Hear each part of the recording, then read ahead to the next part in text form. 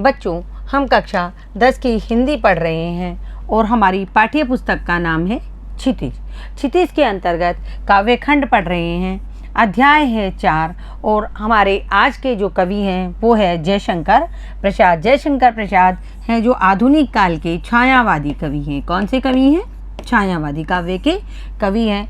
आज हम कवि परिचय पढ़ेंगे, यानी जयशंकर प्रसाद जी का जीवन परिचय, उनका कृतित्व परिचय पढ़ेंगे। साथ ही हमारी जो पाठ्य पुस्तक में उनकी जो पदभाग दिए गए हैं उनका जो परिचय है, उनका जो सारांश है उसको जानेंगे और कविता के कुछ पद, जिस कविता का नाम है आत्मकथ है, उसके बारे में हम जानकारी प्राप्त करेंगे। सर्वप्रथम हम जयशंकर प्रसाद जी का जीवन परिचय जानते हैं। यानी मैं आपको बता दूं, मैंने आपको बहुत शुरुआत से ही बताती चली आ रही हूँ कि 4 हमारे जो साहित्य का जो हमारे काल थे वो 4 थे। आदिकाल, उसके बाद आया भक्ति काल और उसके बाद रीति काल और तत्पश्चात जो अभी चल रहा है वो है आधुनिक काल। तो देखो बच्चों, आधुनिक काल में बहुत सारी कविताएं और कहानियां लिखी गई, जिनमें एक आया छायावादी काल, आया प्रयोगवाद काल, आया नई कहानी आई, नई कविता आई और प्रगतिवाद आया। तो ये आधुनिक काल है जो अभी तक चला आ रहा है। इसमें छायावाद जो काल था वो सर्वप्रथम आया। छायावादी काल के जो ये कवि थे ये थे जयशंकर प्रसाद। तो जयशंकर प्रसाद जी का जन्म कब हुआ था? 1889 में वाराणसी यानी उत्तर प्रदेश के बनारस जिले में हुआ था, जिसे काशी के नाम से भी जाना जाता है। काशी के प्रसिद्ध यानी बनारस के प्रसिद्ध क्वींस कॉलेज में वे पढ़ने गए। कहाँ पढ़ने गए? या हो सकता हो जब वो पढ़ रहे थे, जब कक्षा 8 के बाद में ही कॉलेज या इंटर शिक्षा शुरू हो जाती हो, तो उन्होंने 8वीं तक स्कूल में पढ़ाई की और उसके बाद जब वो काशी के प्रसिद्ध क्वींस कॉलेज में पढ़ने गए, लेकिन स्थितियाँ अनुकूल न होने के कारण, मतलब उनकी पढ़ाई के अनुकूल स्थितियाँ न होने के कारण वे 8वीं से आगे नहीं पढ़ पाए। बाद में उन्होंने क्या किया? उन्होंने घर पर ही संस्कृत, हिंदी और फारसी का अध्ययन किया। देखो बच्चों, 4 भाषाओं का घर पे रह के अध्ययन करना कोई बुद्धिमान व्यक्ति ही कर सकता है। छायावादी काव्य प्रवृत्ति के प्रमुख कवियों में से एक जयशंकर प्रसाद का सन 1937 में निधन हो गया। देखो, 1889 में इनका जन्म हुआ और 1937 में इनका निधन हो गया। और ये क्या थे? छायावादी काव्य प्रवृत्ति के प्रमुख कवि थे। देखो, छायावाद के 4 प्रमुख स्तंभ थे। एक थे सुमित्रा नंदन पंत, एक थे सूर्यकांत त्रिपाठी निराला, माखनलाल चतुर्वेदी और चौथे थे जयशंकर प्रसाद। तो ये चारों छायावाद के 4 प्रमुख स्तंभ थे। अब हम जयशंकर प्रसाद जी का कृतित्व परिचय देखेंगे। कृतित्व परिचय का मतलब है यहाँ उन्होंने कौन कौन से काव्य लिखे उनके बारे में जानेंगे। देखो, जयशंकर प्रसाद जी थे जो एक सफल पद्यकार के साथ साथ सफल गद्यकार भी थे। उन्होंने काव्य के साथ साथ गद्य में भी बहुत कुछ लिखा है। उनकी प्रमुख काव्य कृतियाँ हैं जैसे चित्राधार, कानन कुसुम, झरना, आंसू लहर और कामायनी। देखो बच्चों, हमारी जितनी भी कक्षाएं हैं, कक्षा 6 से लेकर कक्षा कहाँ तक 12 तक और 12 के बाद में भी जो वो लोग BA करते हैं, जो MA करते हैं, उनमें जयशंकर प्रसाद जी की जो ये काव्य कृतियाँ हैं ये हमारे कोर्स में आती है। यानी जयशंकर प्रसाद जी थे जो छायावादी काव्य के एक प्रमुख कवि थे। उनकी जो ये कामायनी जो उनका काव्य है ये एक महाकाव्य था। क्या था? महाकाव्य। कामायनी आधुनिक हिंदी की श्रेष्ठतम काव्य कृति मानी जाती है। बच्चों, जयशंकर प्रसाद जी का जो रुचि थी, उनकी रुचि इतिहास में थी, दर्शन शास्त्र में भी थी। तो ये जो कामायनी महाकाव्य है ये इतिहास से संबंधित है और इस कामायनी के अंतर्गत उन्होंने बताया है कि मनुष्य ने किस प्रकार पृथ्वी पर जन्म लिया और किस प्रकार प्रकृति के साथ उसने छेड़छाड़ की और किस प्रकार उसने अपने स्वार्थ, लोभ और लालचवश की वो प्रकृति के साथ छेड़छाड़ करता रहा और प्रकृति को प्रदूषित करता रहा। इसके अलावा इन्होंने मानव जन्म से लेकर के, यानी मानव किस प्रकार पृथ्वी पर आया और मानव जन्म के लेकर से मानव के अंत तक की कहानी कामायनी में बताई है। तो जो जयशंकर प्रसाद जी की कामायनी है वो एक महाकाव्य है और महाकाव्य कृति भी मानी जाती है। तो देखो, कामायनी पर उन्हें मंगला प्रसाद पारितोषिक भी मिला। यानी कामायनी जब उन्होंने लिखी तो उन्हें मंगला प्रसाद नाम का एक पुरस्कार भी प्राप्त हुआ। दूसरा देखो, वे कवि के साथ साथ, मैंने आपको पूर्व में बताया, यानी वो काव्य लिखने के साथ साथ सफल गद्यकार भी थे। यानी गद्य भाषा में भी वो अपने क्या लिखते थे? निबंध, कहानियाँ वगैरह लिखा करते थे। अजातशत्रु, चंद्रगुप्त, स्कंदगुप्त और ध्रुव स्वामिनी। ये देखो, ये सारे इतिहास से संबंधित क्या है, नाटक हैं। किससे संबंधित है? इतिहास से संबंधित नाटक हैं, जो कि मौर्य काल के समय के हैं। अजातशत्रु, चंद्रगुप्त, स्कंदगुप्त और ध्रुव स्वामिनी उनके नाटक है। साथ ही कंकाल, तितली और इरावती ये इनके उपन्यास थे। ये बच्चों आपको याद रखने पड़ेंगे, इसलिए इनका कृतित्व परिचय बिल्कुल अलग से बताया गया है कि इन्होंने पद्य भाग में महाकाव्य कामायनी लिखा, और कामायनी के अलावा ये इनकी कविताएं थी कानन कुसुम, झरना, आंसू, लहर। इसके साथ साथ इन्होंने इतिहास से संबंधित नाटक लिखे, जो थे अजातशत्रु, चंद्रगुप्त, स्कंदगुप्त और ध्रुव स्वामिनी। साथ ही इन्होंने कुछ बड़े उपन्यास लिखे, जो थे कंकाल, तितली और इरावती उपन्यास। इसके साथ ही आकाशदीप, आंधी और इंद्रजाल इनकी प्रमुख कहानियां थी, यानी 3 इनकी ये प्रमुख कहानी संग्रह थे। यानी आकाशदीप एक कहानी नहीं थी, आकाशदीप एक कहानी संग्रह था। उसी तरह आंधी और इंद्रजाल भी कहानी संग्रह है, जिनके अंदर बहुत सारी कहानियां लिखी गई है। जयशंकर प्रसाद जी का साहित्यिक जीवन जो उन्होंने लिखा, उसमें कोमलता, माधुर्य, शक्ति और ओज का साहित्य माना जाता है। मतलब इन्होंने जो साहित्य लिखा, चाहे वो पद्य भाग में लिखा, चाहे वो गद्य भाग में लिखा, वो जो साहित्य है इनका, उसमें कोमलता है, माधुर्यता है, शक्ति है और ओज का साहित्य वो माना जाता है। छायावादी कविता की अतिशय काल्पनिकता, सौंदर्य, उसका सूक्ष्म चित्रण, प्रकृति का प्रेम, देश प्रेम और शैली की लाक्षणिकता उनकी कविता की प्रमुख विशेषताएं हैं। इसमें एक प्रश्न बनता है बच्चों कि जयशंकर प्रसाद की साहित्य की प्रमुख विशेषताएं क्या क्या हैं? तो उनके अतिशय काल्पनिकता, यानी उन्होंने जो कहानी कविता जो लिखी है, जैसे जयशंकर प्रसाद जी ने कामायनी लिखी है, तो कामायनी में वो अतिशय काल्पनिकता हो गई कि उन्होंने मनुष्य का जन्म ही बता दिया कि मानव जन्म कहाँ से शुरू हुआ था। मतलब इसकी कल्पना करना एक बहुत ही बड़ी बात है, जिसकी उन्होंने कल्पना की कि मनुष्य कहाँ से पैदा हुआ और कहाँ तक पहुँच गया। साथ ही सौंदर्यता का, यानी प्रकृति की सौंदर्यता का इन्होंने बहुत सूक्ष्म चित्रण किया है। इनको प्रकृति से बहुत प्रेम था और प्रकृति से संबंधित इन्होंने बहुत सारी कविताएं लिखी है। देश प्रेम भी इनके अंदर बहुत कूट कूट कर भरा हुआ था, उससे संबंधित भी इन्होंने कविताएँ लिखी है। और इसके साथ ही इन्होंने इतिहास और दर्शन शास्त्र से संबंधित भी बहुत सारे गद्य उपन्यास लिखे हैं।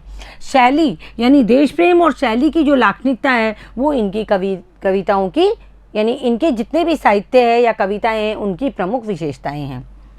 इतिहास और दर्शन में उनकी गहरी रुचि थी, यानी दर्शन शास्त्र, किसी चीज़ की कल्पनाएं करना, क्या करना, कल्पनाएं करना, और कल्पनाएं करके उनको अपने सुंदर शब्दों में संजोना। तो दर्शन शास्त्र में उनकी गहरी रुचि थी, साथ ही इतिहास में गहरी रुचि थी। तभी उन्होंने अजातशत्रु, चंद्रगुप्त, स्कंदगुप्त और ध्रुव स्वामिनी जैसे नाटक उन्होंने लिखे।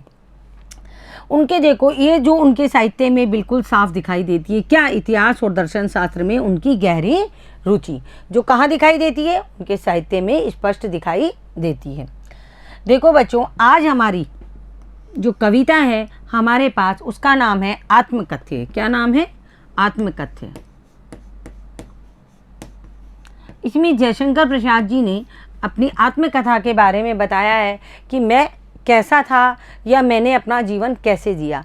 तो ये हम पहले इसका सारांश पढ़ेंगे जो हमारी पुस्तक में आया है कि ये कविता किस तरह शुरू हुई और किस कारण से शुरू हुई और इस कविता में क्या आया है। तो देखो, कविता का सारांश देखो। प्रेमचंद के संपादन में हंस पत्रिका का एक आत्मकथा विशेषांक निकलना तय हुआ था। मुंशी प्रेमचंद जी थे, ये बहुत बड़े उपन्यासकार और कहानीकार थे। ये एक हंस नामक पत्रिका का संपादन करते थे। तो उसमें इन्होंने एक विशेषांक निकाला, आत्मकथा। यानी जो बड़े बड़े कवि हैं, लेखक हैं, या जो कोई भी व्यक्ति हैं, वो अपनी इसमें आत्मकथा लिख सकते हैं। तो एक विशेषांक निकला, तय हुआ। तो प्रसाद जी के मित्रों ने क्या किया, प्रसाद जी से आग्रह किया कि वे भी अपनी आत्मकथा लिखें। यानी उन्होंने जो अपना जीवन जिया है, अपने जीवन जीने में उन्होंने जो भी साहित्य लिखा है, उस साहित्य के बारे में लिखें, अपने जीवन के बारे में लिखें। लेकिन प्रसाद जी क्या हुआ, इससे सहमत नहीं हुए, और इसी सहमत और असहमति के तर्क से पैदा हुई है ये कविता है आत्मकथ्य। यानी इनके जो मित्र थे, इनके पीछे ही पड़ गए, नहीं नहीं आपको लिखनी पड़ेगी। तो इन्होंने ये एक कविता लिखी। यानी इनकी तो असहमति थी, लेकिन इनके मित्रों के आग्रह पर इन्होंने ये कविता लिखी, जिसका नाम है आत्मकथ्य।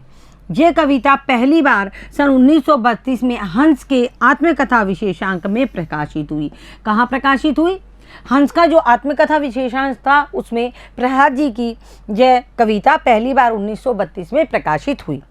छायावादी शैली में लिखी गई, कौन सी शैली में लिखी गई आत्मकथा कविता? छायावादी शैली में लिखी गई इस कविता में जयशंकर प्रसाद जी ने जीवन के यथार्थ, यानी जो वास्तविक जीवन है जिसको हम जी रहे हैं, यानी दिखावा इसमें कुछ भी नहीं था, एवं जो अभाव पक्ष था, अब साफ दिखाई देता है इनका अभाव पक्ष क्या था कि ये 8वीं तक ही पढ़ पाए और जाना चाहते थे क्वींस कॉलेज में, लेकिन इनके अनुकूल परिस्थितियां न होने के कारण ये जा नहीं पाए। और अभाव पक्ष की जो मार्मिक अभिव्यक्ति है, यानी जो दुखी करने वाली अभिव्यक्ति है, वो इसमें व्यक्त की गई है आत्मकथा में।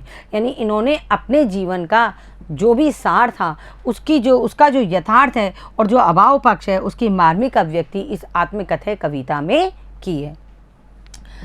देखो बच्चों, छायावादी सूक्ष्मता के अनुरूप ही अपने मनोभावों को अभिव्यक्त करने के लिए जयशंकर प्रसाद ने ललित का मतलब होता है निर्मल, सुंदर एवं नवीन शब्दों और बिंबों का प्रयोग किया है। यानी इन्होंने जो आत्मकथा कविता लिखी है उस कविता में क्या किया है, इन्होंने अपने मन के भावों को अभिव्यक्त करने के लिए, यानी आत्मकथा में अपने मन के भाव जो अभिव्यक्त किए हैं उनके लिए इन्होंने ललित, सुंदर और नवीन शब्द और बिंबों का क्या किया है, प्रयोग किया है। बिंब का मतलब जो परछाइयाँ जो इन्होंने लिखी हैं उनका इन्होंने प्रयोग किया है। इन्हीं शब्दों यानी ललित शब्दों और इन बिंबों के सहारे इन्होंने बताया कि उनके जीवन की जो कथा है एक सामान्य व्यक्ति के जीवन की कथा है। यानी लोग सोचते होंगे जयशंकर प्रसाद जी को इतना बड़ा पुरस्कार मिला, उन्होंने इतने बड़े बड़े काव्य लिखे, तो पता नहीं वो व्यक्ति किस तरीके का होगा, लेकिन इन्होंने अपनी आत्मकथा में लिखा कि मैं एक सामान्य व्यक्ति हूँ, मेरा जीवन भी सामान्य व्यक्तियों की तरह ही चलता है, इसमें ऐसा कुछ भी नहीं है। यानी जयशंकर प्रसाद जी बता रहे हैं कि इसमें ऐसा कुछ भी नहीं है जिसे महान और रोचक मानकर लोग वाह करेंगे। यानी मेरी आत्मकथा में ऐसा कुछ भी नहीं लिखा हुआ जिसको लोग पढ़ेंगे और रोचकता से पढ़ेंगे, यानी उसमें रुचि लेकर के पढ़ेंगे, ऐसा कुछ भी नहीं है कि लोग इसमें वाह करेंगे। मेरी जो आत्मकथा है वो सामान्य व्यक्ति की ही आत्मकथा है। कुल मिलाकर इस कविता में एक तरफ कवि के द्वारा यथार्थ की स्वीकृति है तो दूसरी तरफ एक महान कवि की विनम्रता भी है। तो मेन क्या है इसमें जो मेन है इस कविता में कवि की यथार्थ की स्वीकृति है, यानी वास्तविकता के धरातल पे जो जीवन जिया जाता है वो जीवन इन्होंने इसमें बताया है कि मैंने किस तरीके का जीवन जिया है, कोई मोह शोक का जीवन मैंने नहीं जिया है। तो दूसरी तरफ क्या बताया है, एक महान कवि की विनम्रता, यानी इन्होंने बहुत विनम्रता के साथ, बहुत नम्रता के साथ इन्होंने ये लोगों को अपनी आत्मकथा में बताया है कि मैंने अपना जीवन किस प्रकार जिया है। तो बच्चों, अब हम इस कविता आत्मकथा को पढ़ेंगे प्रसंग और भावार्थ और शब्दार्थ के साथ। हम दो पंक्तियों के से इसको पढ़ेंगे ताकि ये हमको अच्छे से समझ में आ जाए। ये जो कविता है आधुनिक काल की कविता है, छायावादी काल की कविता है, इसलिए ये खड़ी बोली में लिखी गई है। मधुप गुनगुना कर कह जाता कौन कहानी यह अपनी, मुरझाकर गिर रही पत्तियां देखो कितनी आज घनी। भाषा बिल्कुल सरल है, हमारी साधारण जो हिंदी बोलचाल की भाषा है, खड़ी बोलचाल की भाषा है, वो ये भाषा है। मधुप का अर्थ होता है भंवरा, वो जो एक काला कीट होता है इतना बड़ा जो कि फूलों के ऊपर मंडराता रहता है और गुनगुन की आवाज़ निकालता रहता है। घनी का अर्थ होता है बहुत अधिक या गहरी। तो देखो बच्चों, ये जो कविता आई है आत्मकथा है उसका हम पहले प्रसंग देखेंगे। प्रस्तुत पद्यांश यानी जो ये 4 लाइनें हम पढ़ेंगे अभी, उन पद्यांश में छायावादी कवि जयशंकर प्रसाद द्वारा रचित आत्मकथा से लिया गया है। मैंने आपको पूर्व में भी बताया था, प्रसंग में हमको ये बताना है कि ये जो पद्य भाग है वो हमारे पास कहाँ से आया है, इसमें कवि ने क्या बताया है ये भी हमको बताना पड़ेगा। इसमें कवि ने क्या बताया है, जीवन के यथार्थ एवं अभाव की बात कही है। यानी जीवन है जो मेरा, यानी कवि का जो जीवन है वो मौज और शौक में नहीं बीता, उसमें जो वास्तविकता है यानी यथार्थता है और जो अभाव है उसकी बात कवि ने बताई है। जीवन की दुर्बलताएं यानी जीवन में जो कमजोरी है उनको जानने के इच्छुक लोगों पर उन्होंने कटाक्ष किया है। यानी वो लोग जिन्होंने जयशंकर प्रसाद जी से आग्रह किया कि आप अपने जीवन का आत्मकथा लिखो, उसके बारे में कवि कह रहे हैं कि लोगों, एक क्या होता है, ये एक सामान्य सी प्रवृत्ति है कि हम पहले तो किसी से उसकी दुर्बलता को जान लेते हैं, उसकी कमजोरी और उसका दुख को जान लेते हैं, और फिर बाहर जाकर के दूसरों के सामने उसकी हंसी उड़ाते हैं या उस पर उपहास करते हैं, व्यंग्य करते हैं। तो कवि यह इसी बारे में कहना चाहता है कि जब मैं अपनी मार्मिकता, अपने अभावग्रस्त जीवन के बारे में लिखूंगा तो लोग मेरी दुर्बलताओं को जानेंगे और उनके ऊपर उपहास करेंगे और कटाक्ष करेंगे। तो ये कहते हुए कवि कह रहे हैं कि लोग क्या करते हैं, दूसरों के जीवन की दुर्बलताओं को जानते हैं और उसको जानने के इच्छुक हो जाते हैं और बाद में जान करके उसके ऊपर उपहास और कटाक्ष करते हैं। अब देखो, हम सर्वप्रथम ये वाली पंक्तियां देखेंगे। मधुप गुनगुन कर कह जाता कौन कहानी ये अपनी, मुरझाकर गिर रही पत्तियां देखो कितनी आज घनी। तो देखो, मधुप का अर्थ होता है भौरा। तो कवि कह रहे हैं कि गुंजन करते हुए भंवरे और डालों से मुरझाकर गिर रही घनी पत्तियां, यानी किसी का भी जीवन क्या नहीं है, निश्चित नहीं है और स्थिर नहीं है। कवि ये कहना चाहता है कि ये संसार है जो नश्वर है, यहाँ जो आया है वो जाएगा, चाहे वो जीव हो, प्राणी हो या प्रकृति हो। प्रकृति में आने वाली चीज़ें भी, जैसे पेड़ है, अब आप देखते हो पेड़ पौधे हैं, फूल है, पत्तियां हैं, ये भी क्या है, अपना एक निश्चित जीवन काल पूरा करने के बाद समाप्त हो जाती है। उसी प्रकार कवि कह रहा है कि गुंजन करते हुए भंवरे और डालों से मुरझाकर गिर रही घनी पत्तियां, घनी यानी गहरी पत्तियां, बहुत गहरा पेड़ होता है, हरा भरा पेड़ होता है, लेकिन पतझड़ का मौसम आते ही वो बिल्कुल खाली होकर ठूंठ की तरह खड़ा हो जाता है। जीवन की करुण कहानी सुना रही हैं। क्या सुना रहे हैं? जीवन की करुण कहानी। आप देखो, हरा भरा पेड़ होता है, कितना सुंदर लगता है, उस पर कितने सारे पक्षी आके बैठते हैं, लेकिन जैसे ही उसकी पत्तियां गिर जाती है वो एकदम खाली हो जाता है, तो कितना अजीब सा और बुरा सा लगता है। तो ये सब क्या है, ये अपने जीवन की एक करुण कहानी सुना रहे हैं। उनका अपना जीवन भी क्या है, व्यथाओं की कथा है। यानी हर व्यक्ति का जीवन, प्रकृति की हर चीज़ का जीवन, यानी धरती पे आए हुए प्रत्येक लोगों का जीवन क्या है, अपनी क्या कर रहे हैं, व्यथाओं की कथा सुना रहे हैं। कहने का आशय क्या है कि फूल से फूल पर भटकते भौरे की गुंजार क्या है। भौरा क्या करता रहता है, भौरा इस फूल पे घूमता रहता है, गुंजायमान करता है, फिर उस फूल पे यानी स्थिरता नहीं है।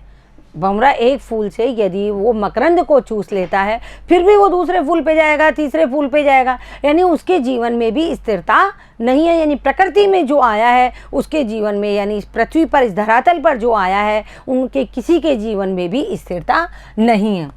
कभी न तृप्त होने वाली प्यास की करुण कहानी है। मैंने आपको बताया, एक फूल से उसने मकरंद चूस लिया, लेकिन फिर भी उसकी क्या इच्छाएं पूरी नहीं होती, फिर दूसरे फूल पे बैठेगा, फिर तीसरे फूल पे बैठेगा और इस तरह अपने जीवन को नश्वरता की ओर ले जाएगा। उसी प्रकार डालों से मुरझाकर गिरने वाली पत्तियां जो होती है वो जीवन की नश्वरता की कहानी सुना रही है। यानी कि पत्तियां क्या संदेश दे रही हैं हमको, कि हमारा जीवन अजर और अमर नहीं है। कोई भी प्राणी हो और प्रकृति की जो भी चीज़ें हैं वो सब नश्वर है। आगे देखो, इस गंभीर अनंत नीलिमा में असंख्य जीवन इतिहास यह लो करते ही रहते हैं अपना व्यंग मलिन उपहास। यानी जो आत्मकथाएं उन्होंने लिखी है अपने दोस्तों के आग्रह पर, उस जीवन के बारे में कवि यहाँ क्या कह रहे हैं। देखो, शब्दार्थ देखो, गंभीर का अर्थ होता है गहरा, अनंत नीलिमा का अर्थ होता है सीमा रहित विशाल नीला आकाश। अनंत यानी जिसका कोई अंत नहीं हो, ऐसा नीला आकाश जिसकी कोई सीमा नहीं हो। जीवन का इतिहास यानी जीवन की कहानी। व्यंग मलिन, व्यंग और मलिन यानी खराब ढंग से किसी की निंदा करना। उपहास, उपहास का अर्थ है मजाक उड़ाना। यानी हम किसी की दुर्बलताओं को जान लें और जान करके फिर दूसरे के सामने बहुत बुरी तरीके से उसकी निंदा करें, खराब तरीके से, या उसका मजाक उड़ाएं। ये मतलब किसी की आत्मकथा को पढ़ने के बाद में कि देखो उसने अपनी आत्मकथा में ये लिखा है कि वास्तविकता है। तो कवि यहाँ ये कहना चाहता है अपने मित्रों से कि तुम मेरी दुर्बलताओं को क्यों उजागर करवाने पर तुले हुए हो।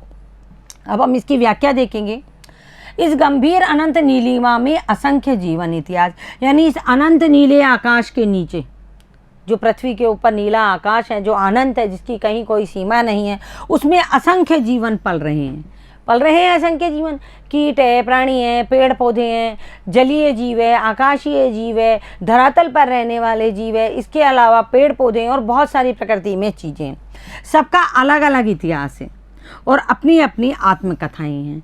सबका अलग अलग इतिहास है, सबकी अपनी अपनी आत्मकथाएं। देखो, मतलब इस पृथ्वी पर कई तो ऐसे कीट पतंगे हैं जो मात्र एक रात्रि यानी 24 घंटे का जीवन जीते हैं, कई ऐसे हैं जो 10 मिनट का जीवन जीते हैं, कई ऐसे हैं जो 100 साल का जीवन जीते हैं, और कई ऐसे हैं जो करोड़ों वर्षों का जीवन भी जी जाते हैं। प्रकृति के कई कई पेड़, बड़े बड़े पेड़, इस तरीके के विशाल पेड़ होते हैं जो हजारों वर्षों तक जीते हैं, करोड़ों वर्षों तक भी जीते हैं। तो इस कवि यहाँ क्या कहना चाहता है, इतिहास अपनी अपनी सबकी आत्मकथाएं हैं, सबका अपना अपना जीवन है, और इन्हें लिखने वालों ने स्वयं को ही व्यंग्य एवं उपहास का पात्र बनाया है। यानी जिन्होंने अपनी अपनी आत्मकथाएं लिखी है, यानी अपने बारे में जिन्होंने लिखा है, और उन्होंने स्वयं ने ही अपना मजाक दूसरों के जरिए खुद ही बनवाया है। समझ में आई बात आपको कि कवि ये कह रहा है कि इस अनंत नीलिमा में, यानी इस आकाश के नीचे, इस पृथ्वी नामक धरातल पर असंख्य जीव पल रहे हैं, और उन जीवों का अपना अपना इतिहास है, और यह लोग करते ही रहते अपना व्यंग मलिन उपवास। और ये क्या कर रहे हैं, जो यहाँ रहने वाले जीव में, बुद्धिजीवी तो केवल मनुष्य है, और आत्मकथा कौन लिखेगा, जो बुद्धिजीवी है वो लिखेगा। तो मनुष्य ने अपनी आत्मकथा लिखी और अपनी ही मजाक अपने हाथों स्वयं ही उड़वाई है। यानी कि अपनी कमजोरियाँ जब उसने अपनी आत्मकथा में लिख दी तो दूसरे लोगों ने उनको पढ़ा और उसका उपहास या मजाक बनाया। तब भी कहते हो कह डालूं दुर्बलता अपनी बीती, तुम सुनकर सुख पाओगे देखो ये गागर रीति। कवि यहाँ क्या कहना चाहते हैं अपनी कथा में, देखो गागर का मतलब जीवन रूपी घड़ा, और रीति का मतलब होता है खाली, यानी खाली बर्तन। तो कवि यह क्या कह रहा है, कवि यहाँ अपने मित्रों से पूछते हैं कि क्या यह सब देखकर भी तब भी कहते हो कह डालूं, मतलब इतना सब कुछ मैंने तुम्हें बताया कि मेरा जीवन, तुम देख रहे हो कि मेरा जीवन कितना अभाव और दुर्बलताओं में, कितनी कमजोरियों में बीता है, मैं कितनी गरीबी में पला बड़ा हूँ, कितनी मेरे पास मतलब जो आर्थिक परेशानियाँ थी, इसके अलावा मेरे पास और भी बहुत सारी परेशानियाँ थी, उसके बावजूद भी तुम ये चाहते हो कि मैं क्या कर लूँ, अपनी दुर्बलताओं को तुम्हारे सामने प्रकट करूं। तो कवि अपने मित्रों से पूछ रहे हैं कि ये सब देखकर भी वो ये चाहते हैं कि वे अपनी दुर्बलताओं से युक्त आत्मकथा को लिखें या अपनी आत्मकहानी को लिखें। मेरे अभावों को तुम सभी जानते हो, उसके बावजूद भी तुम ये सब चाहते हो कि मैं अपनी इस आत्मकहानी को लिखूं। देखो तुम सुनकर सुख पाओगे देखो ये गागर रीति। देखो तुम क्या मेरी जो आत्मकथा को पढ़ करके, यानी जो ये रीति मतलब खाली, इस खाली गगरी जैसी महत्वहीन आत्मकथा को पढ़कर क्या तुम्हें या अपने मित्रों को कह रहे हैं, क्या उन्हें वो सुख प्राप्त होगा, मतलब उन्हें दुखी होगा उनके मित्रों को, जयशंकर प्रसाद के मित्रों को, कि हमारे मित्र की वास्तव में जीवन उनका क्या था और बाहरी जीवन, बाहरी दिखावा क्या है। तो कवि इसमें ये कहना चाहते हैं अपने मित्रों से कि क्या तुम ये चाहते हो कि मैं अपनी दुर्बलताओं को अपनी आत्मकथा में लिखूं, और जब तुम उनको पढ़ोगे मेरी आत्मकथा को, जो उसमें कि क्या है, वो खाली एक गागर के समान है, खाली घड़े के समान है, जब तुम उसको देखोगे तो क्या तुम्हें सुख प्राप्त होगा। तो देखो बच्चों, ये पद्य भाग हमने इसकी 6 पंक्तियाँ आज पढ़ी है कवि जयशंकर प्रसाद की कविता आत्मकथा की। अब हम देखते हैं इन 6 पंक्तियों में क्या विशेष आया है। देखो इसकी विशेषता क्या है, कवि प्रसाद ने जीवन का प्रतीकात्मक वर्णन किया है। कैसा वर्णन किया है, प्रतीकात्मक वर्णन किया है। जो बताया है उन्होंने कि नाशवान दुनिया में, यानी हमारा जो जीवन है वो नाशवान है, एक ना एक दिन समाप्त हो जाएगा। इस नाशवान दुनिया में दुख और तकलीफ़ों का कोई अंत नहीं है। आप बच्चे हो, आप बता सकते हो क्या प्रत्येक व्यक्ति सुखी है? नहीं है। मतलब अगर हमारे पास सुख है तो सुख कब आता है, यानी अच्छाइयाँ कब अच्छी लगती है, सुख कब आता है, जब दुख आता है, यानी जब परेशानियाँ आती है और जब वो परेशानियाँ समाप्त हो जाती है तो उसको हम कहते हैं ये सुख है।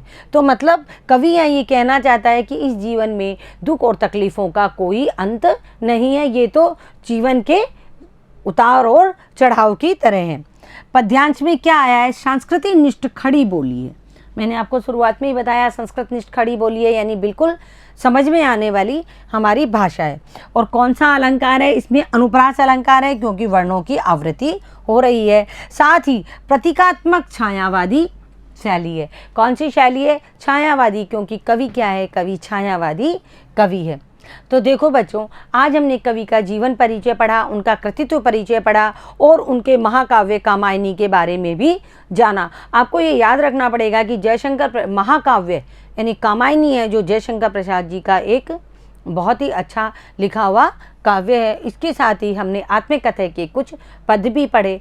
आप इन्हें पुनः पढ़िए और पढ़कर यानी लिखने का भी प्रयास कीजिए। धन्यवाद बच्चों।